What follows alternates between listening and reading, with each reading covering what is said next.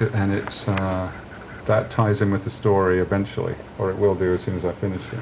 Do you have a question? I just wondered if in the creative process, Reacher ever does anything that surprises you?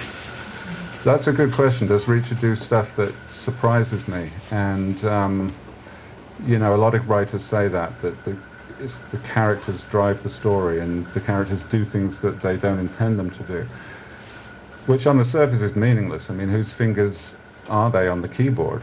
You know, it's me that's typing it, and but yet that does happen. And what it really means is that you've got you're looking ahead in the scene, and you're expecting the scene to, you know, to follow a certain course.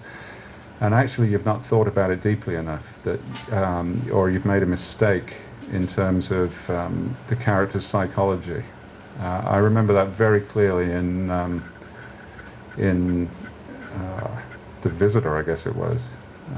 You know, it's in The Visitor. What happens is there's a scene in The Visitor where Reacher takes down a couple of protection racket guys behind an Italian restaurant, and then later in the book he finds out where they live because they have some information that he needs.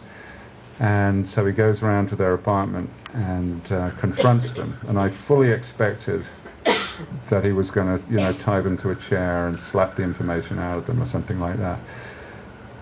But the little bit of description that I did, he enters the apartment, and these two guys who he's 2 or 3 days before, you know, he's beaten fairly severely, so they are still recovering, basically. You know, they're still weak, groggy, and they're wearing cardigans and slippers. And as soon as I, you know, had that description out, there is no way that Reacher is going to beat up a guy wearing slippers. You know, it just can't happen like that. So the whole thing then became much more kind of tender in a way.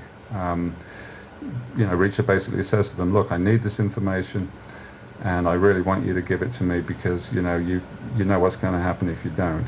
He reasons with them, essentially, and they stall a little bit, and he says, look, those slippers aren't going to protect you forever.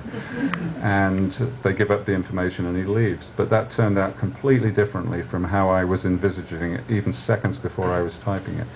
So, yeah, I mean, things do surprise you, but what it really is that you're not totally in the zone. You know, you're not seeing the psychological nuances for what they really are. And as you come to it, you suddenly realize that what you've planned is a mistake, and that there is actually a better way of doing it, or a more real, or a more consistent way of doing it. You know, it is a danger if you write outside of the zone. In the book that I'm doing right now, there's this very tender scene where there's this guy back from the Iraq War, basically in a permanent vegetative state, and he's in this rather disgusting veterans hospital, and you know, he's got severe head injury, he's got all kinds of IV bags and catheters and stuff like that, and he's got a breathing tube taped to his cheek. You know the way they do that? They sort of loop some tape around and stick it on your cheek, and the breathing tube is down his throat. And the hospital is relatively negligent, and the guy is unshaven. You know, the orderlies have not shaved him. And the person's relative asks Reacher, you know, would you shave him? Because it feels like the least I can do to make him look decent. And so I wrote this scene where, you know, Reacher shaves the guy's face.